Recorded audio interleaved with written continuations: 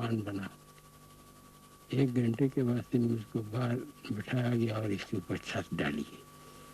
میں نے 80-90 سال اس مکان میں گزارا، اس سے باہر نہیں گیا. کوئی دنیا کی کلام، دنیا کی بات ہم نے ترک کر کے صرف خدا کی رضا اور خدا کی یاد میں اپنے وقت کو مکمل کیا. اور لکھوں آج مریدین کو فیض برکات سے مستفیض فرمایا، اور طریقت نے لوگوں کو سمجھ کیا کہ طریقت اس کو کہتے ہیں، حقیقت اس کو کہتے ہیں، شریعت اس کو کہتے ہیں. یہ 3 جزء ہیں، پہلے شریعت، پھر طریقت، پھر حقیقت. تو میں نے تعلیم حقیقت 80 برس اس مسند پر بیٹھ کر کی ہے. دنیاوی کلام کوئی نہیں کیا. ہزاروں لوگ میرے پاس آئے دنیاوی خواہشات کے واسطے. میں نے ان کو خدا کی طرف لگایا کہ بھائی دنیا تمہارے نیچے ہوگی، تم دنیا کے واسطے اوپر ہو جاؤ. قدم 2 ہٹا دو، ایک دنیا سے اور ایک آخرت سے. نہ دنیا کا غم کرو نہ آخرت کا غم کرو. اپنے وجود میں استقامت پیدا کرو، استقامت ذات. حضور کا تہجد کے بعد قرآن کریم کی صبح تک تلاوت ہوتی تھی. اس کے بعد اشراق کی نماز ادا کر کے بعد اس سے دربار کھول دیتے تھے. غریب لوگ، مسکین لوگ، بیمار لوگ، حاجت مند لوگ آپ کے سامنے پیش ہوتے تھے. جیسا جیسا آدمی آیا ایسا ایسا اس کو بتایا اور اس کو طریقت کی لائن پر چلانے کی کوشش کی اور دعا کر کے رخصت کیا. یہ 80 برس یہ معمول آپ کا ہر روز رہا. ایک ذرا اس میں فرق نہیں آیا. باقی جو لوگ آئے ان کو دنیا کی بات کوئی نہیں کی، نہ بتائی. آپ بتا میں نے دنیا کو چھوڑ دیا ہے، تم خدا کی ہو جاؤ، دنیا تمہارے پیچھے ہو جائے گی. تم وہی عمل کرو جس کے واسطے خدا نے آپ کو پیدا کیا. خدا نے آپ کو پیدا کیا، فرمایا احسن التقویم، میں نے بہت خوبصورت انسان کو پیدا کیا ہے. اس کے واسطے ارشادات ہیں، خواہشات، خیالات نورانی. خیالات باطلہ، خواہشات باطلہ کو دور کرنا، خواہش نورانی اور خیال نورانی کو قائم رکھنا. یہ حضور کا ارشاد ہے کہ ہر وقت اپنے خیال کو ذکر میں مشغول رہیں. چلنا، بیٹھنا، سونا اسی کے ساتھ ہو. اگر رفتم بہوش رفتمش، اگر شستم بہوش نہ دیدم ہیچ چیزیں را مگر او را یا دیدم. کسی کی طرف مت دیکھو، اسی کو سامنے دیکھو. انسان کا اصلی مقصد یہی ہے. تو اس کو سمجھنے کے واسطے ضرورت بھی بڑی ہے اس وقت. خدا تعالیٰ تمام لوگوں کو اس فیض سے مستفیض فرماوے. ظاہری باطنی کمی ہر کسی کی خدا بہتر فرمائے. آپ نے دشوار گزار پہاڑی مسافت کو قطع کرتے ہوئے حضرت خواجہ نظام الدین کیانوی رحمۃ اللہ تعالی علیہ کی خدمت میں حاضری دی.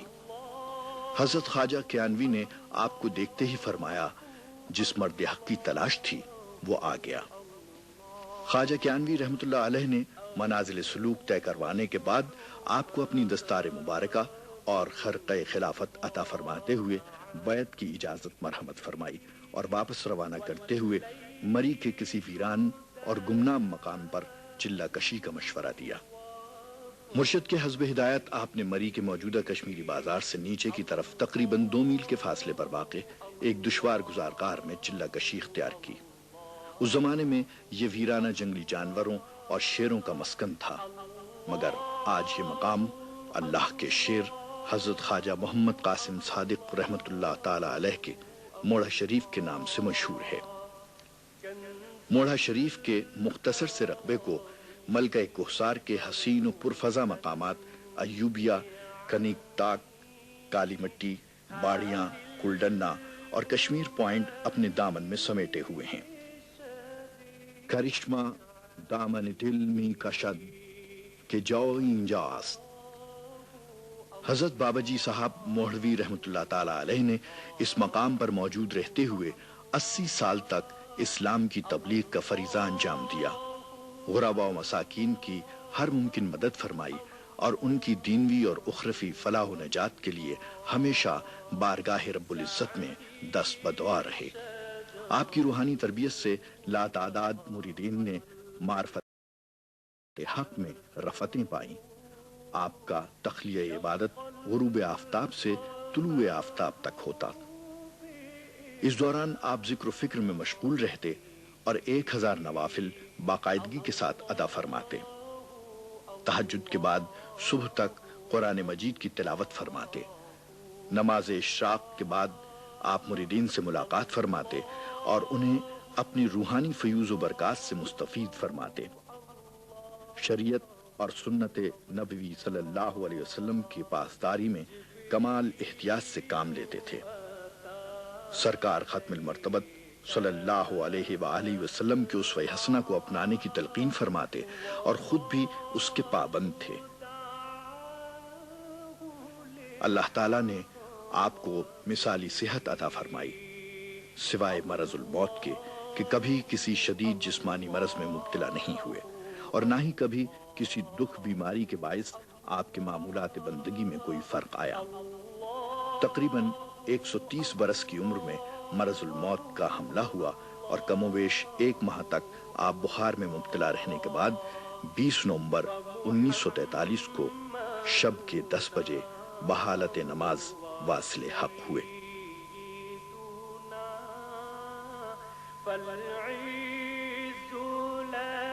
آپ کے یوم وصال کے حوالے سے ایک قابل ذکر بات یہ ہے کہ 50 سال سے اسی تاریخ کو حضرت خواجہ صاحب ایک عظیم الشان عرس منعقد فرماتے چلے آ رہے تھے جو بالآخر آپ ہی کا عرس قرار پایا۔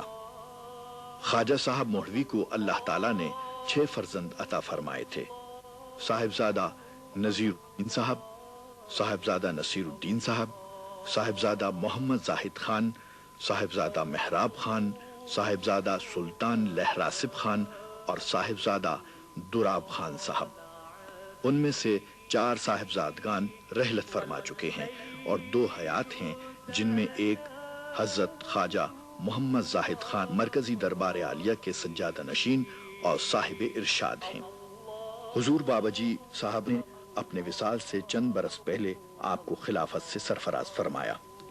حضور نے خلافت اپنے زمانے میں 12 سال مجھ کو پہلے خلافت ملی۔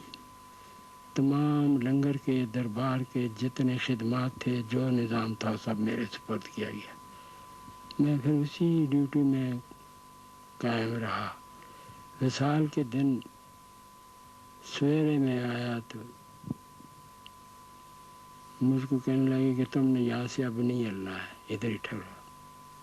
میں پھر ادھر کھڑا ہو گیا، یہ تخت اس جگہ میں کھڑا ہے۔ صبح سے لے کے رات کے 10 بجے تک میں ادھر کھڑا رہا۔ 10 بجے رات کو آپ کا وصال ہوا۔ پھر اس سے بعد اپنی زندگی کو آپ کے فرمان کے اوپر ہی رکھا۔ کوئی دنیاوی کسی چیز کی، کسی مال کی، کسی کام کی خواہش نہیں رہی دل میں۔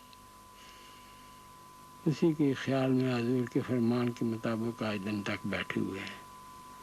سلسلہ اسی طرح چل رہا ہے۔ میں خدمت گاروں کی طرح لوگوں کی خدمت کرتا ہوں۔ آپ مرکزی دربار موڑا شریف کے سجادہ نشین کی حیثیت سے سال میں 2 مرتبہ عرس منعقد کرواتے ہیں۔ پہلا 16 تا 18 جون، دوسرا 17 تا 19 نومبر۔ عرس کے موقع پر علماء و مشائخ اپنے مواعظ اور تقاریر میں نبی اکرم صلی اللہ علیہ وآلہ وسلم کی سیرت مبارکہ کے مختلف پہلوؤں سے حاضرین کو روشناس کراتے ہیں۔ بزرگان دین کے روحانی فیوز و برکات اور حضرت سرکار مولوی کی تعلیمات کے بیان سے عقیدت مندوں کی روحانی پیاس بجھائی جاتی ہے۔ عرس کی ان تقریبات کا اختتام اجتماعی دعا سے ہوتا ہے، جس میں بارگاہ الہی سے برادر اسلامی ممالک اور مملکت خداداد اسلامیہ جمہوریہ پاکستان کے استحکام اور ملت اسلامیہ کی اصلاح و فلاح اور بقا کے لیے خصوصی التجا کی جاتی ہے۔ یہی ان بزرگان دین کا عہد وفا ہے۔ مولا